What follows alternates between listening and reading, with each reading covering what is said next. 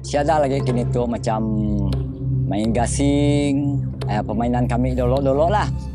Kini tu dah siada main gasing lagi seperti main goli kami dulu dari kecil. Dah siada juga main lestik. Siada lain letik burung. Masa kami dari kecil dulu yang mainan ialah siada mainan lain. Kampung Bakam merupakan tanda sejarah kewujudan dan penempatan orang Jatimirek. Kalau man siap risau meliuai, kalau anak demirai upala ebe katau ditapai.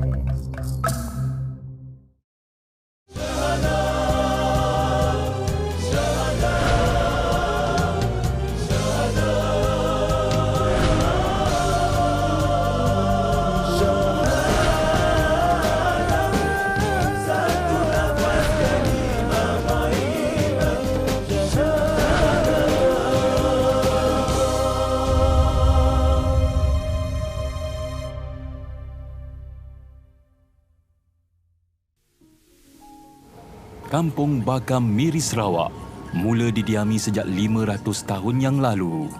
Kedudukannya di tepi laut menguatkan lagi fakta di sinilah etnik Jatimirek menoktahkan kembara hijrah mereka. Sungai Miri di utara Sarawak dipilih sebagai tempat berteduh untuk keluar daripada kemelut perangkaian.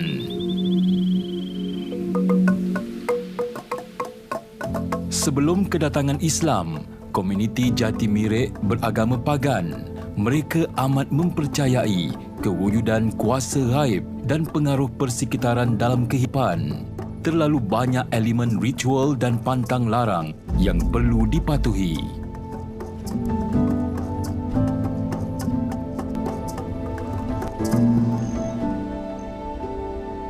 Sebagai warga emas di Kampung Bakam, Haji Nasil Hussein turut larut dalam liku kepayahan untuk mencari ilmu kitabullah.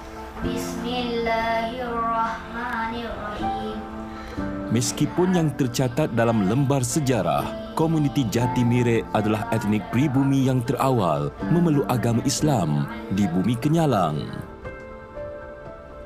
Kaum Jatimirek merupakan salah satu di antara kaum yang terawal memeluk agama Islam. Ia telah dibuktikan melalui penemuan kubur-kubur lama yang kita telah buat kajian bersama Universiti Malaysia Sarawak. Tanda nisan ada tercatat pada tahun 1816 begitu. Tapak perkuburan menjadi bukti kedatangan Islam di Kampung Bakam. Mengikut kajian lapangan yang dilakukan oleh Universiti Malaysia Sarawak atau UNIMAS, koleksi ukiran kayu insan yang ditemui menunjukkan komuniti Jatimirek menerima Islam daripada pedagang Timur Tengah. Ini berdasarkan kepada bentuk ukiran dan catatan tarikh kematian. Ukiran kayu nisan itu wujud di beberapa kampung orang Jatimirek. Jadi itulah merupakan kewujudannya. Secara keseluruhannya kita boleh menyatakan bahawa ukiran tersebut adalah milik Jatimirek.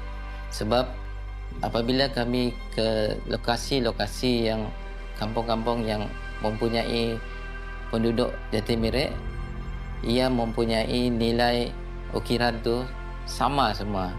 Ketika Persatuan Jatimirek membuat kolaborasi kajian bersama Universiti Malaysia Sarawak dan Pustaka Negeri Sarawak, kita menerbitkan buku seni ukiran nisan orang Jatimirek. Mereka telah membuat analisa lorekkan pada seni nisan itu mempunyai banyak persamaan dengan seni ukiran yang terdapat di Timur Tengah.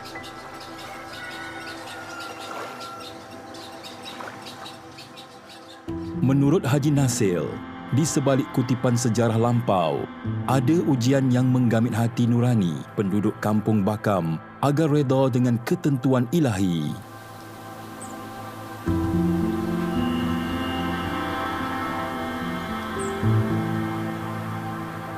Kalimah jiwa menjadi tidak keruan apabila surau tempat beribadah hanyut di bawah dua banjir besar pada 1962 dan 1972. Ya, Kampung Bakam pernah banjir dalam 1962. Yang paling dasar di Kampung Bakam. Airnya selama seminggu tidak pandai surut. Sampai kuala sungai itu pecah di tepi laut sana. Nampak rumah hanyut. Nampak pergi ke laut. Kami tengok, waduh sedihnya. Biarpun perit tetapi berkat didikan Islam yang kukuh di kalangan komuniti Jati Merek menyebabkan penduduk di Kampung Bakam memahami setiap musibah itu datangnya dengan izin dan kehendak Yang Maha Esa. Petunjuk yang diterima membawa Haji Nasil berkelana seketika untuk mencari keredaan ilahi.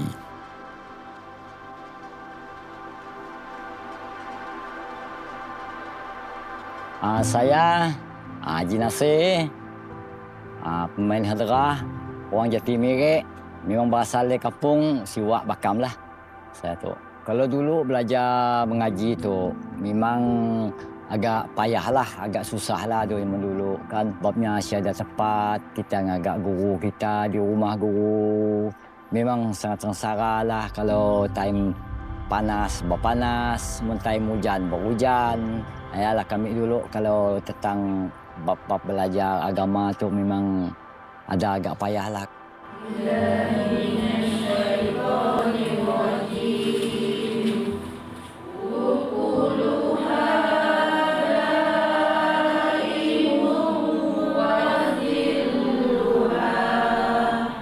Inilah berkat apabila setiap ujian dilihat dengan mata hati.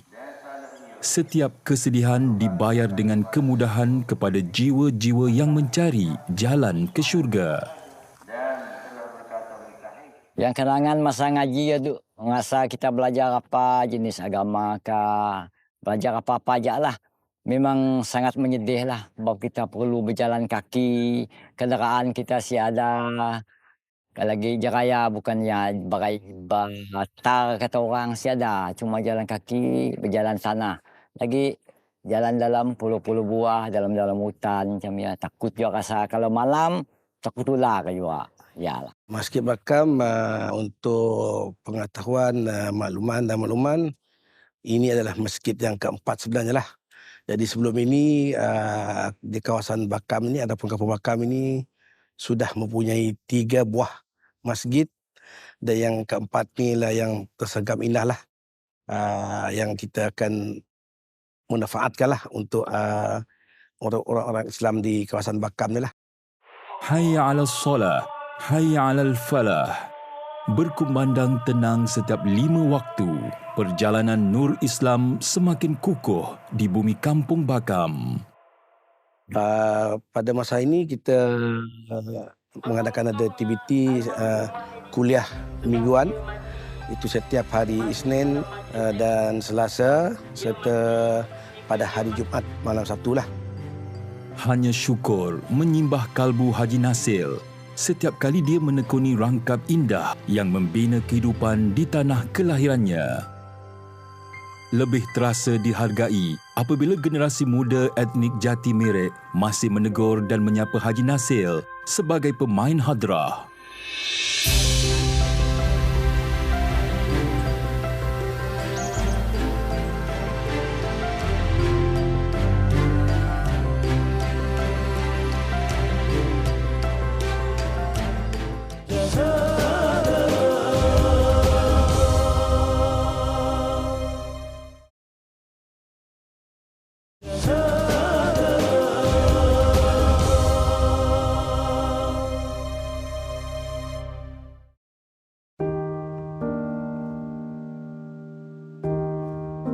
Seni pergendangan Timur Tengah yang bernama hadrah mula diwarisi oleh Haji Nasil semasa usia remaja.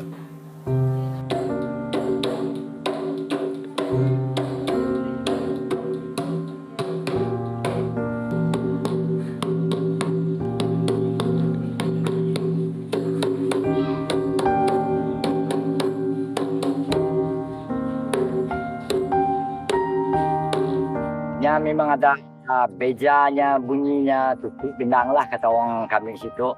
Yang pun pukul gendangnya, yang ada pukul 1, yang ada pukul 2, yang ada pukul 3, yang ada pukul 4, yang ada pukul 5. Ialahnya beda dalam 5 ya. Jadi perulahnya ada bunyinya seperti ada musik. Si ni lah. Siapa kalau hilang sikit misalnya si ada 3 akan hilanglah si kacak bunyinya. Kalau 5 tu ada bunyinya akan memang kacak lah, memang cantik bunyinya. Hadrah yang bererti selamat datang dalam bahasa Melayu bukan hanya berlegar kepada pukulan ritma gendang semata-mata. Fokus utama kepada persembahan ini bergantung kepada rangkap puisi yang syarat dengan puji-pujian kepada Allah Subhanahu Wa Taala dan Nabi Muhammad sallallahu alaihi wasallam. Cuma yang terkilan di hati Haji Nasil, dia tidak berkesempatan menyalin kesemua lagu hadrah yang terdapat di dalam kitab milik gurunya. Sama saya kami dulu, guru kami tu Abdullah Muhammad Saleh tu, guru kami lah. Jadi kami ada berkaitan dengan sebelah mak kami lahnya ya. Ada bapa saudara kami, jadi kami rupanya di Bekenu.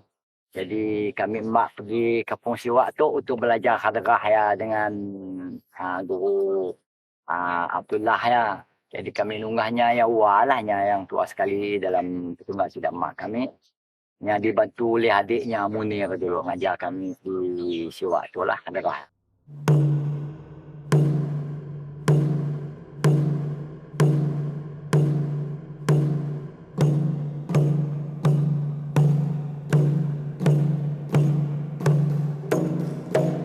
Pengalaman kami belajar dengannya, setahun kami udah pandai. Tapi padahnya dengan kami si pandai belum cukup tu katanya. Udah cukup setahun barulah kami disuruh Persatuan Jati Mirik membuat persembahan di Dewan Bakam. Jadi masaya lah hadrah di sewaktunya terangkat teruslah. Masaya jadi tidak ya udah dengar bagus bunyinya.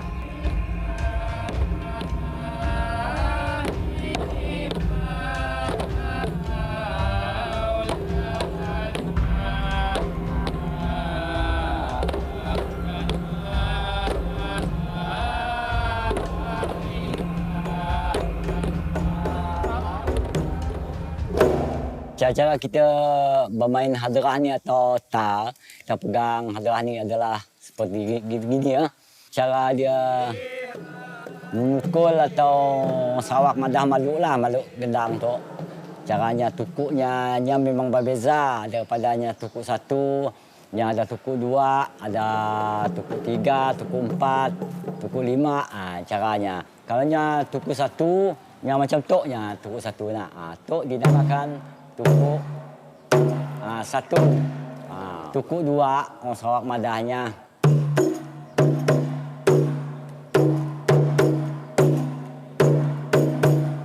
Ayahnya tukuk 2. Kalau tukuk 3 macam toknya.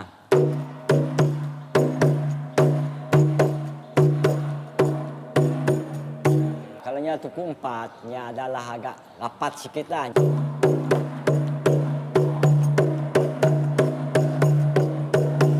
Tukuk 4-nya. Kalau tukuk 5 macam tu.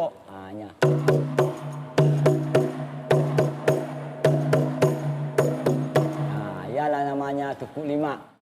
Tapi buat masa tu orang jemput hadrah tu memang jauh kurang lah. Kurang lagi nya. Dalam beberapa tahun tu dah memang kami rasa dah siada main dah.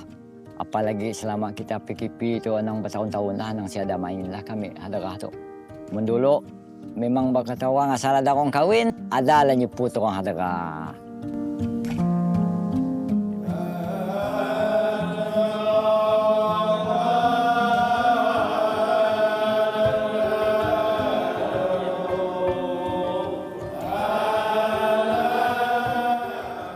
Meskipun marhaban juga bermaksud selamat datang, tetapi naratif seninya agak berbeza daripada hadrah. Setiap bait puisi bernazamkan ibrah junjungan besar Nabi Muhammad sallallahu alaihi wasallam.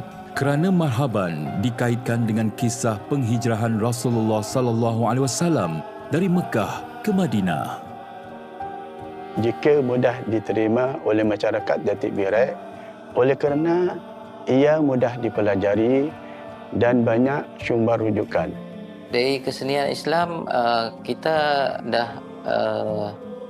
menganut agama Islam di mana di dalam komuniti itu terdapatnya program-program hadrah, program-program berzikir dan pelbagai program yang berhubung kait dengan Islam untuk diajarkan kepada etnik Jati Miret.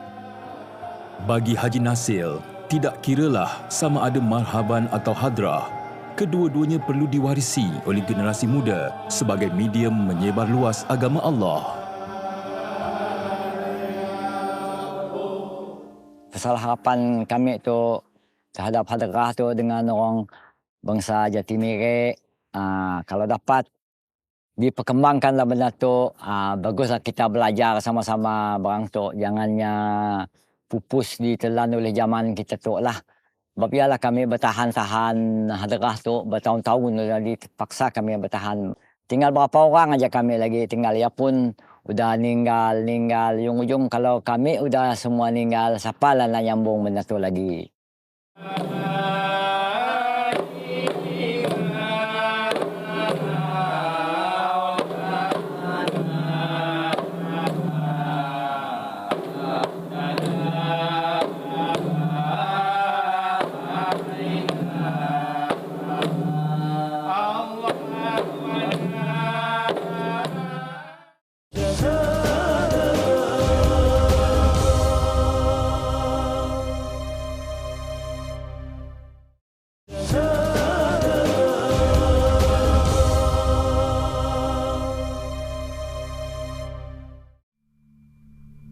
Evolusi dan globalisasi yang melanda dunia bukan sahaja membawa perubahan yang besar dalam kehidupan manusia, tetapi turut memberi kesan langsung kepada jatuh bangun kesenian Islam etnik Jati Miret. Bimbang khazanah adat dan budaya ditelan zaman, Persatuan Jati Miret MIRI bertanggungjawab memugar segala khazanah warisan nenek moyang mereka. Menyusuri akan sejarah pertubuhan Persatuan Jati Miret, memang ia merupakan salah satu daripada falsafah penubuhan persatuan, yakni untuk menaikkan taraf sosioekonomi di samping mengekalkan dan memperkembangkan ajaran Islam yang berada di MIRI ini.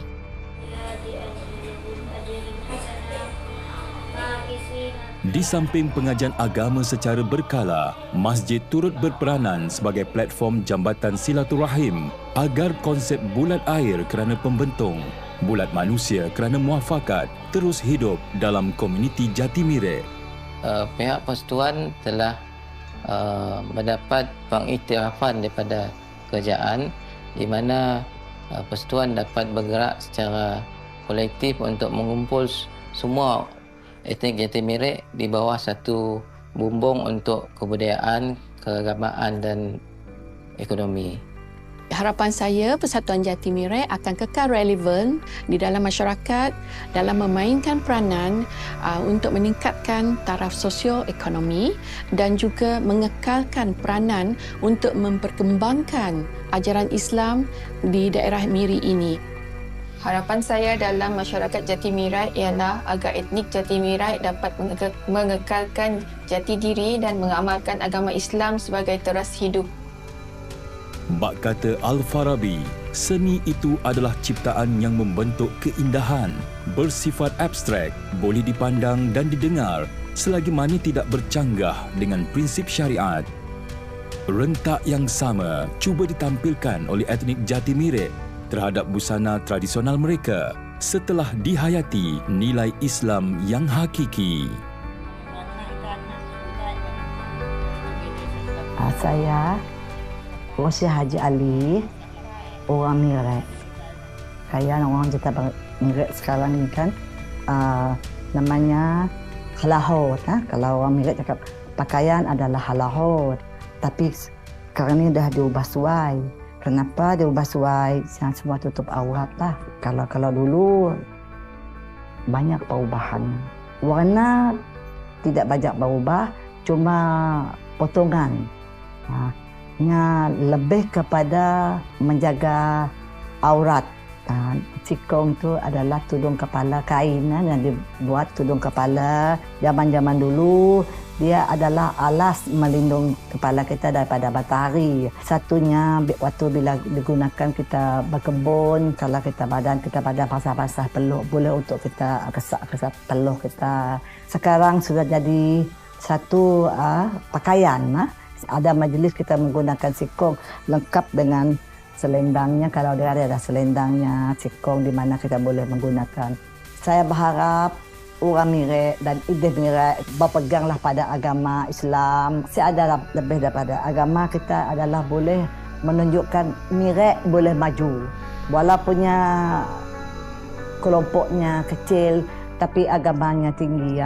Dalam agamanya memang tinggi.